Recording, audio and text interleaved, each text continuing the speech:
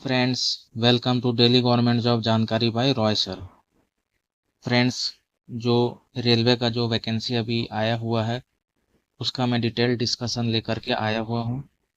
दोस्तों, चैनल को सब्सक्राइब कर दीजिएगा क्योंकि यहाँ पे आपको जो भी गवर्नमेंट जॉब्स निकलती है, चाहे वो सेंट्रल गवर्नमेंट हो या स्टेट गवर्नमेंट हो, उसकी डिटेल डिस्कशन यहाँ पे आपको प्रोवाइड करा दी जाती है विथ कम समय में। ठीक है दोस्तों, तो चैनल को सब्सक्राइब कर लीजिएगा। दोस्तों, government of India, ministry of railways, railway recruitment board, detail centralised employment notice CEN number 04/2026। ठीक है, recruitment for various post of junior engineer and depot material superintendent, यानी कि जो रेलवे में जो जूनियर इंजीनियर और डिपोट मटेरियल सुपरिटेंडेंट का जो वैकेंसी निकलता है उसी का मैं डिटेल डिस्कशन यहाँ पर लेकर के आया हूँ। ठीक है दोस्तों, आगे चलते हैं। दोस्तों, जो इसका जो इंडिकेटिव नोटिस आया हुआ था वो आया हुआ था आपका 25, ठीक है, 25/7 को आया हुआ था 2026 को, indicative notice in employment news. उसके बाद जो आपका ओपनिंग डेट ऑफ जो ऑनलाइन एप्लीकेशन है वो भी आपका कल से स्टार्ट, नहीं मतलब कल रात से, यानी कि आज से स्टार्ट हो चुका 14/8/2026 से लेके आपका जो ये क्लोजिंग एप्लीकेशन जो होगा ना, closing of date for submission of online application, वो है 13 सितंबर। ठीक है, 13 सितंबर 23:59 तक, यानी कि 13 सितंबर 2026 तक आप इस फॉर्म को भर सकते हैं। तो आप लोग इस डेट का विशेष ध्यान दीजिएगा। जो लास्ट डेट है ना आपका application fee payment for submitted application, वो है 15/9/2026। यानी कि अगर आपने पूरा फॉर्म भर चुका है और चुका हुआ है और अगर आपका सिर्फ फ़ी करना बचा हुआ है, फ़ी पेमेंट करना, तो वो आप 15/9/2026 तक कर सकते हैं। ठीक है, उसके बाद दोस्तों मॉडिफिकेशन विंडो आपका चालू हो जाता है 16/9/2026 टू 25/9/2026 तक के बीच में। तो आप कुछ भी फॉर्म में मॉडिफाई करना चाहते हैं तो वो आप कर सकते हैं, बस RRB मॉडिफाई नहीं होता। ठीक है, RRB वही रहता है।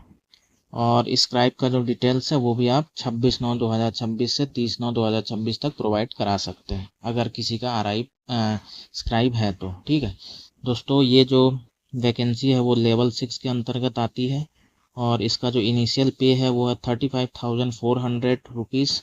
इसका जो एज जो मांगा गया है वो 1/1/2027 से आपका काउंट होगा और 18 से 33 साल इसका क्या होना चाहिए, एज होना चाहिए। टोटल वैकेंसीज है 3,993 ऑल RRBs में मिला करके। ठीक है दोस्तों, अब हम आगे चलते हैं। दोस्तों, यहाँ पे जो है दिया हुआ है आपका जो मेडिकल इसमें जो मांगा जाएगा। दोस्तों, इसमें 3 तरीके का मेडिकल है, एक है A3 मेडिकल, एक है B1 मेडिकल और एक है C1 मेडिकल। ठीक है, तो अलग अलग पोस्ट के लिए अलग अलग मेडिकल आपको इसमें मांगा गया है। ठीक है, अब आगे चलते हैं। दोस्तों, यहाँ पे जो है एज ग्रुप दिया हुआ है, एज लिमिट। दोस्तों, जो एज ग्रुप है वो है 18 से 33 साल। ठीक है, जो लोअर एज लिमिट है वो 1/1/2027 तक आपका काउंट होगा। और जो इसमें जो फॉर ऑल कम्युनिटी कैटेगरी वो है 1/1/2009। ठीक है, UREWS वाले जिनका बर्थ 2/1/1994 के बाद या उस दिन हुआ है वो लोग इस फॉर्म को भर सकते हैं, UR या EWS वाले। ठीक है, और जो OBC NCL वाले हैं वो 2/1/1991 से उनका डेट के बाद जो भी जन्म जिनका हुआ है वो लोग भर सकेंगे। और ST SC वाले 2/1/1989 से इनका जो है गिना जाएगा। ठीक है, वो लोग भर सकेंगे और 1/1/2027 तक इनका जो लोअर एज लिमिट है वो काउंट होगा। ठीक है, अब दोस्तों ST SC जो कैंडिडेट्स हैं उनको 5 साल का एज रिलैक्सेशन मिलता है और OBC वाले को 3 साल का मिलता है। ठीक है, अब आगे चलते हैं। दोस्तों, जो इसमें जो आपका जो फीस लगेगा वो 500 रुपये लगता है। ठीक है, जो जनरल कैंडिडेट्स होते हैं। ठीक है, और जितने भी SC ST ex serviceman PWBD female transgender इनको 250 रुपये लगता है। ठीक है, और ईबीसी जो ईडब्ल्यूएस है या ओबीसी, इनको भी इतना ही देना पड़ता है। आप लोग जैसे ही एग्ज़ाम दे देंगे तो जो है आपको जो आपका जो भी पैसा लगा था उससे 400 रुपये आपको रिफ़ंड कर दिया जाएगा जनरल वालों को, और जो ये जो SC ST वाले हैं इनको पूरा 250 रिटर्न कर दिया जाता है CBT 1 देने के बाद। ठीक है दोस्तों, अब आगे चलते हैं। उसके बाद यहाँ रिजर्वेशन का दिया हुआ है। हम मुद्दे में चलते हैं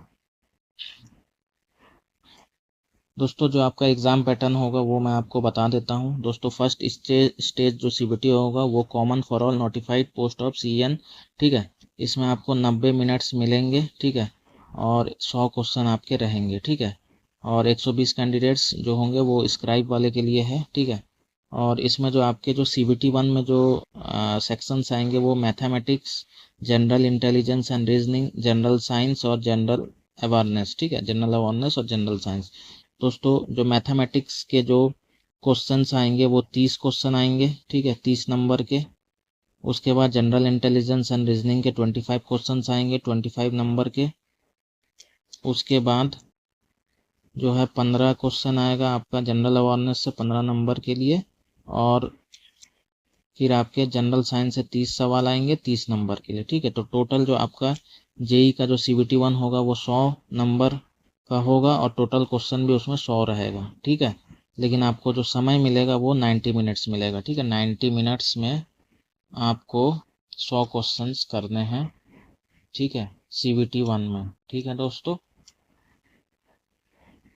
और इसके बाद दोस्तों इसका जो CBT 2 होगा उसके बारे में मैं आपको बता देता हूँ दोस्तों। इसमें जो CBT 2 जो होना है वो होगा आपका, इसमें रहेगा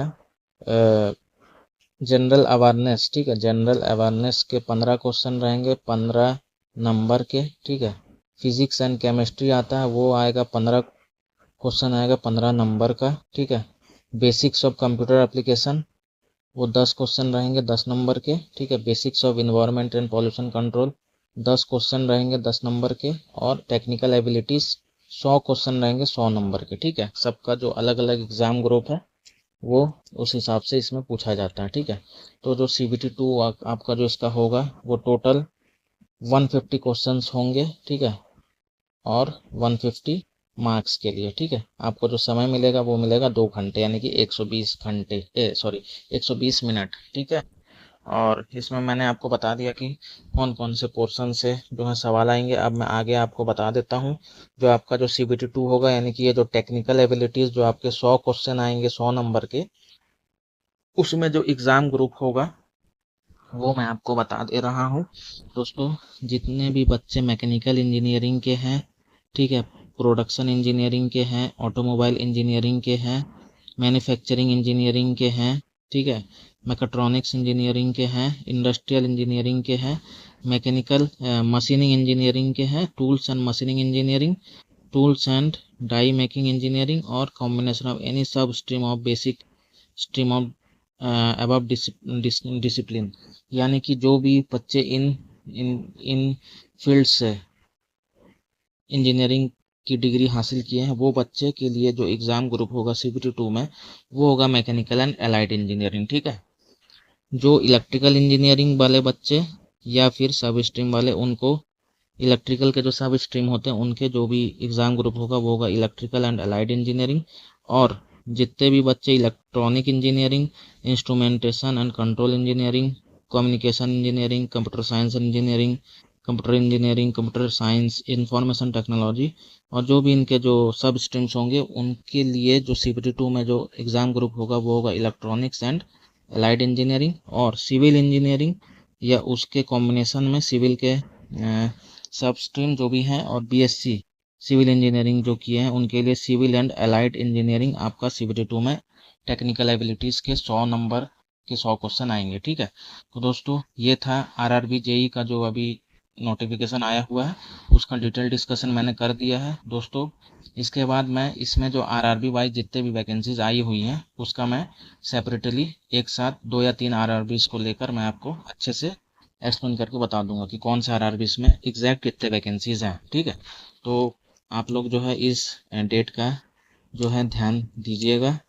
ठीक है, ये आपका जो है कल से फॉर्म भरना शुरू हो गया है। ठीक है, और आपका 13 सितंबर 2026 तक फॉर्म भराएगा। ठीक है दोस्तों, तो जल्दी मिलेंगे इसके और जो भी डिटेल्स बच गए हैं, जो भी जितने वैकेंसीज हैं। ठीक है, चैनल को सब्सक्राइब कर लीजिएगा दोस्तों। जय हिंद।